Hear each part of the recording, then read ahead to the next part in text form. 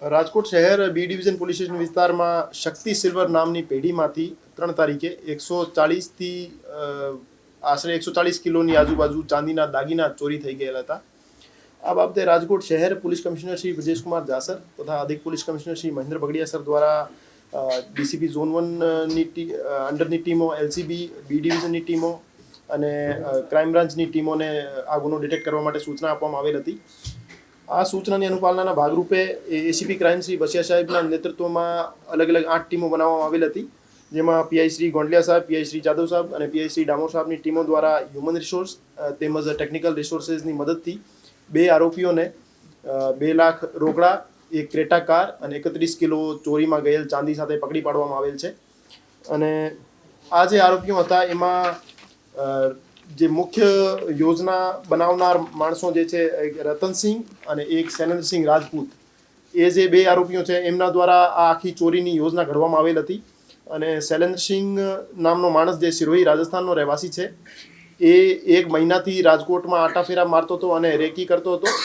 એના પછી એ રાજસ્થાનથી પોતાની સાથે મુકેશ રામારામ પ્રજાપતિ અને એક છોટું નામનો યુપીનો રહેવાસી માણસને સાથે લઈને અમદાવાદ આવ્યો હતો.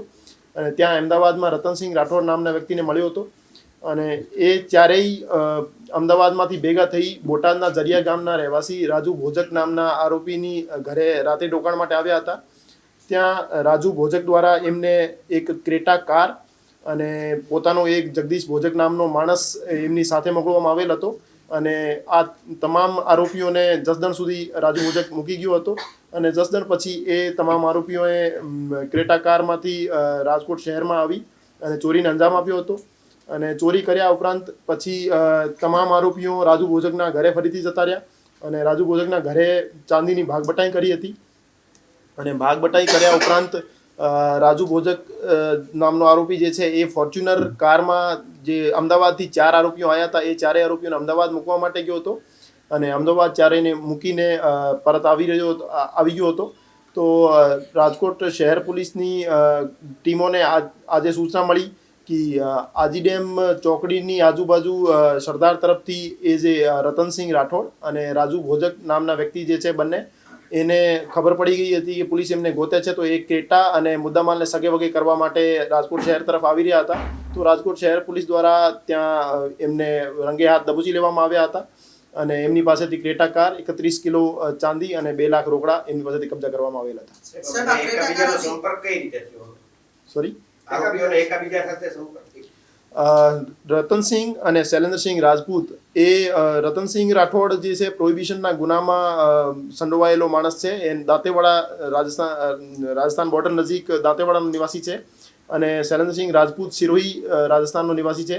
એ બંને એકબીજાને કોન્ટેક્ટમાં હતા અને ત્યાંથી પ્લાન કરીને પછી એ અમદાવાદ આવ્યા હતા. અને અમદાવાદ ટેલિફોનિક સંપર્ક કરી રાજુ ભોજકના કોન્ટેક્ટમાં આવ્યા હતા. અને રાજુ ભોજક પણ ગુનાહિત ઇતિહાસ ધરાવે છે અને પ્રોહિબિશનના ગુના એના વિરુદ્ધ દાખલ થયેલ છે.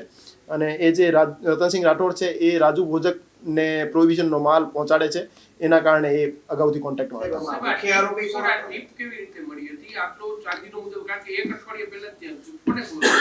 શૈલેન્દ્રસિંહ રાજપૂત નામનો જે માણસ છે એને રાજકોટ શહેરની આ જગ્યા ઉપર ચાંદી રાખવામાં આવે છે એ બાબતે ઇન્ફોર્મેશન મળી હતી. અને એના પછી એ છેલ્લા ઘણા સમયથી ત્યાં રેકી પણ કરી હતી અને ત્યાં આટાફેરા મારતો હતો.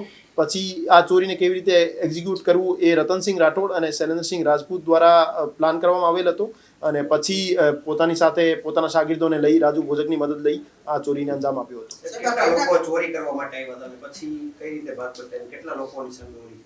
ચોરી કરવા માટે 4 માણસો સ્થળ ઉપર આવ્યા હતા, 5 માણસો સ્થળ ઉપર આવ્યા હતા. અને આ 5 માણસોનો જે બેકઅપ પ્રોવાઈડ કરવાયો હતો એમને ગાડીનો અને ઠેકાણો અને રાત્રે રોકાણની જગ્યા એ રાજુ ભોજક નામના માણસ દ્વારા કરવામાં આવ્યો હતો. અને એના પછી અમદાવાદ ક્રાઇમ બ્રાન્ચ દ્વારા પણ 2 રિસીવર્સ પકડવામાં આવ્યા છે. અને એના પાસેથી પણ 40 કિલો ચાંદી બરામદ કરવામાં આવેલ છે, જેનું નામ માંગુસિંહ અને પ્રદીપ પ્રજાપતિ છે. તો આ રીતે ઓવરઓલ કુલ મળીને 9 આરોપીઓના નામ હજુ સુધી સામે આવ્યા છે. અને એના પછી રિસીવર અથવા કોઈ પણ બીજો માણસ એની મદદગારીમાં ઇન્વોલ્વ છે કે કેમ એ બાબતે તપાસ. એ શૈલેન્દ્રસિંહ રાજપૂત નામનો માણસ જે છે એ જણાવી શકે કે એમને ઇન્ટરનલ જાણ ભેદું કોઈ હતો કે કેમ. મુદ્દામાલમાં હતી કે કઈ રીતે હતી, એની નંબર પ્લેટ કઈ રીતના આ લોકો? ક્રેટા કારની નંબર પ્લેટ ખોટી બનાવવામાં આવેલ હતી.